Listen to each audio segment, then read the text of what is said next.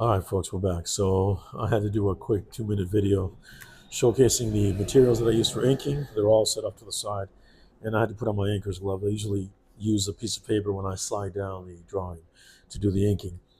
But having this glove really helps because at the end of the day, it just let me rephrase this. It's a safeguard against any particular smudgings that might occur while I'm inking because of the underside of my small pinky and of my wrist. Also, I use the brush, even though it's not pencil, it's inks that are about to go in here, to get rid of any small amount of residue from a pencil erasures that I already put onto the drawing. All right, so this is still considered part 3, part 3B. Let's get to the inking. All right.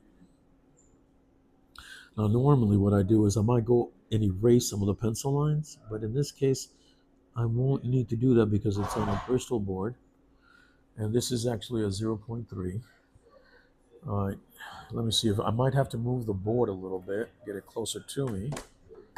So let me see if that shows itself right. Okay, here we go. I want to make sure I do this. All right, there we go. Let me bring it even a little closer to me. Let me get this template out of the way. All right, let's see if that's still within view. We got to keep checking this. All right, here we go. Sorry about the lighting if it's a little off. I'm casting a shadow with my head, but I can't. All right. So in the pencil stage, I had set these lines up for myself so that I would know exactly where to lay down my inker's line. Now, I can actually, one of the things that I was watching on this young gentleman's YouTube channel last night is how to draw. He was encouraging people to draw more, and that the more you draw, the more you'll be able to go from just drawing uh, first with a pencil and then inking it and going straight to inks. That is actually something that I've already done and I can do. Um, but when handling someone else's drawing, that's not necessarily going to work because there are lines that have already been laid down. And you have to pay respect to the artist, the penciler that came before you, that trusted you to ink their work. I'm going to do a little bit of editorializing here on the art. I know that seems like a mistake, but I wanted it. I think that the way that I had these curvatures were a little too pristine. So we're going to have to do a little bit of improvising here as we go in ink. I seldom ever do this where I draw a circle or semicircle in half. I usually like to do one straight draw through.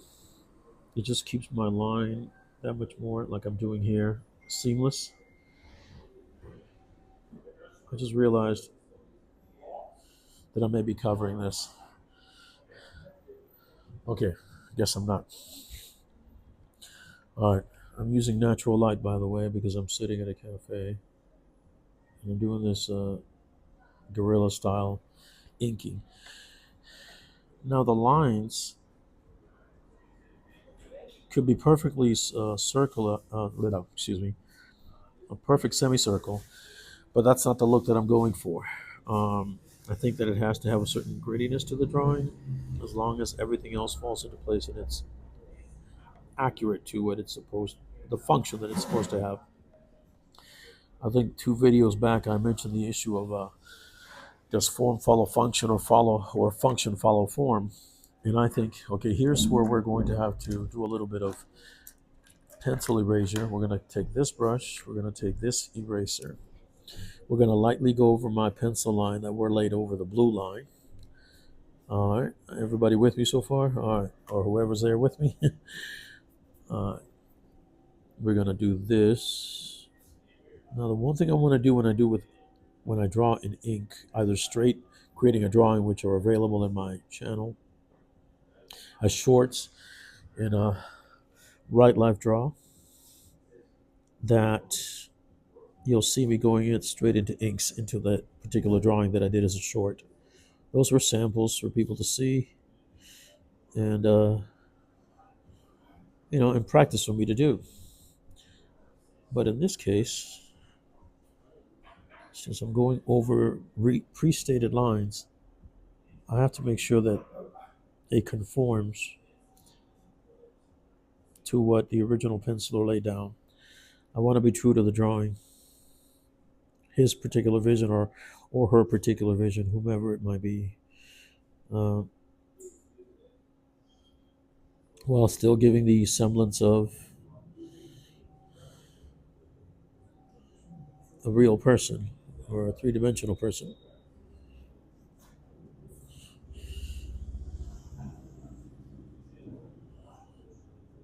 All right, here we go.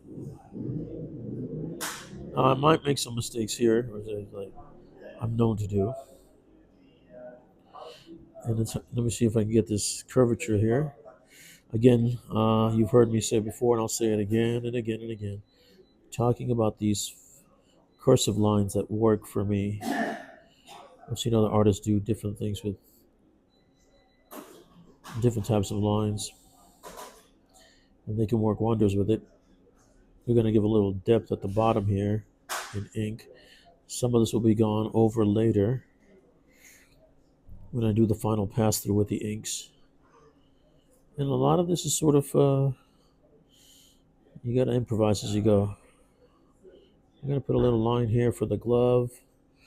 Now, we have to get here. We're going to keep using this 0.1 because I need to get a basic line of the hilt of the blade. And a thin point will give me the thinness that I'm looking for. Now remember, you can always come back when you're an inker or if you're inking someone else's work or your own work and strengthen the line, if you will, thicken it. It doesn't all have to be done on the first pass through. It depends. Like right here, I'm adding a little bit more to it because why? I've got the time. It's a weekend day and I want to add a little bit of curvature here.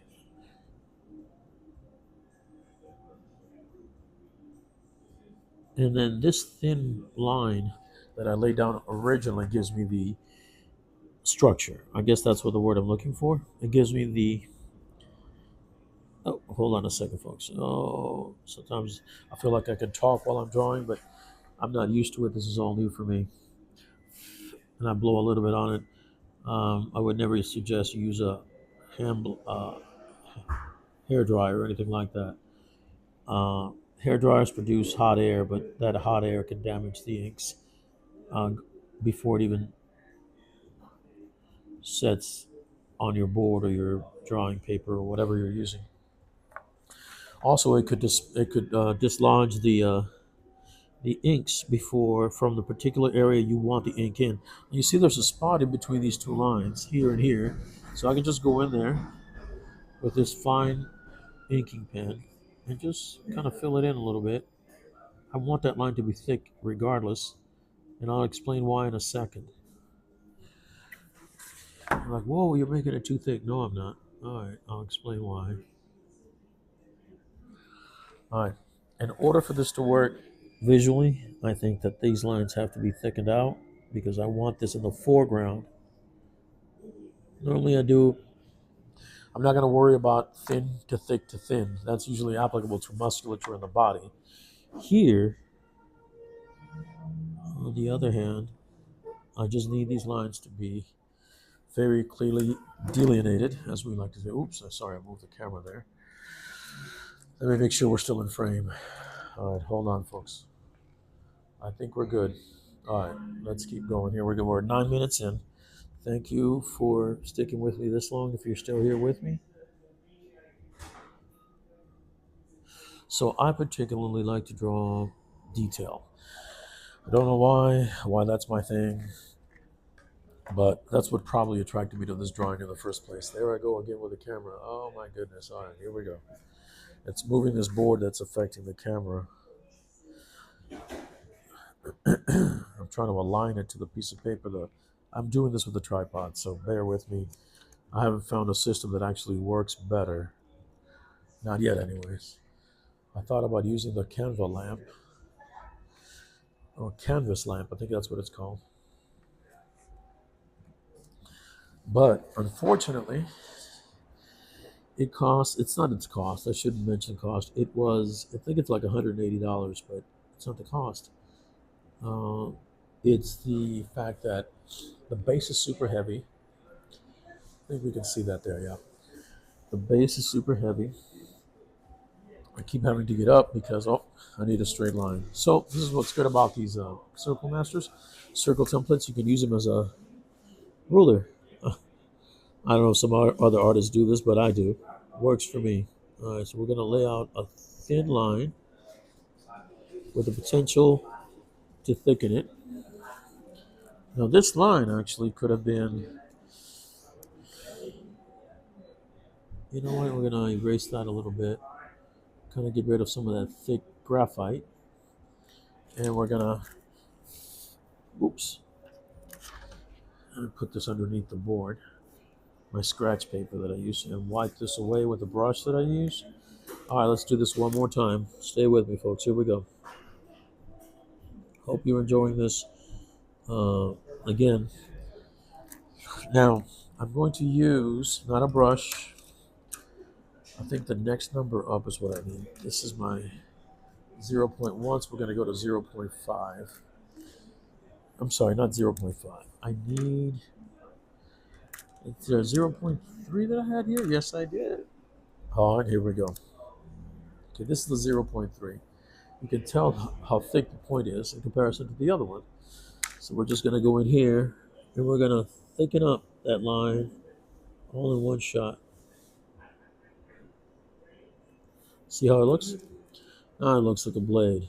Before it looked like a toothpick or the side of a toothpick. All right, there we go. It's not perfect, folks, but we're getting there. All right, so now we're going to go back to, actually, no, let me see if we can do, another line's going to be too thick.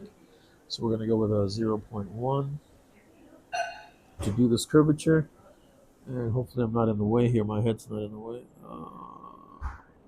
That's a semicircle that you want to do in one full swing. You notice I came back on it. I don't know that any other artist would recommend that. Probably not. But again, this is a video about what works, how I do what I do, and what works for me. A lot of trial and error has gone into what I do over the years. Again, there's so many great artists out there that I look up to and that I respect.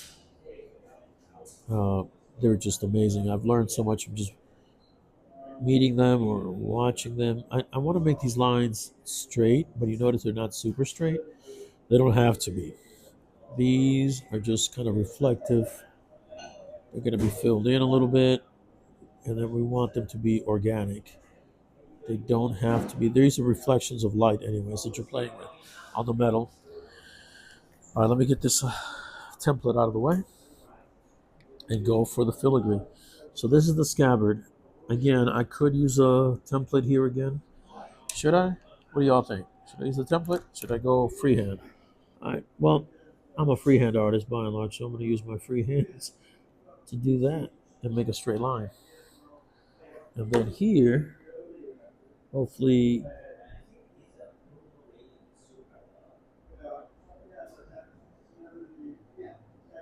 and there you go. And it came out pretty much exactly as I wanted it to come out. Now this line here, we're going to thicken that up. Feed and fill it in a little bit.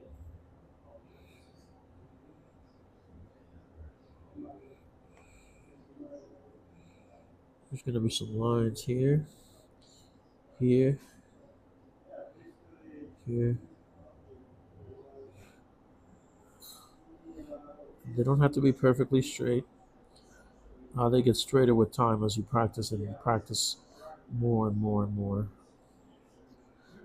I don't know that that's the hallmark of an artist, but being able to draw a circle on your own without a template in a straight line is something that took me a while to get, a hold of, but hopefully that looks good.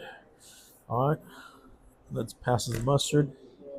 Now, this is one of my favorite parts. Let me see, we're at 15 minutes. All right, we're gonna have to cut this off in a second, and then we'll go to part 4, I believe, 4A. All right, so here I've already stated the lines. So this is what I'm gonna do. I'm gonna go over my own graphite lines and leave just a semblance of them, a memory of the actual lines that I want. Right? I do that with a lot of other artists that I've inked, whose artwork I'm currently inking or that I've inked in the past. So I can go anywhere. I can start off here and pull this line here, and it's just a singular line. See how thin that line is? Watch this. Let's move this around. It also helps to move your board around, your drawing board. Okay. And this is unlike this other artist that I was watching last night online on YouTube. He was drawing on a sketchbook, and it was all from memory or mind, just inventive stuff out of his mind, which is great. I could do same, but at which point you can sort of take certain freedoms with what you're doing while you practice your art. In this case, I can't take too many freedoms because I'm actually drawing, inking, adding details in pencil, and then inking over someone else's stated pencils. And the one thing that you learn in comic book work is that the greatest tenet, and you can see I'm doing the curvatures there, of a comic book inker is that you should be true to the original pencils or penciler's idea, right? So here we go. Let's do this cursive in pen as we would with a brush, kind of give the illusion that it was brushed. And then here we go. And then here. All right. And let's go back over here. I usually do the upper line first, and then I'll go in. There we go. And that's a cursive line right there. From thin to thick to thin again.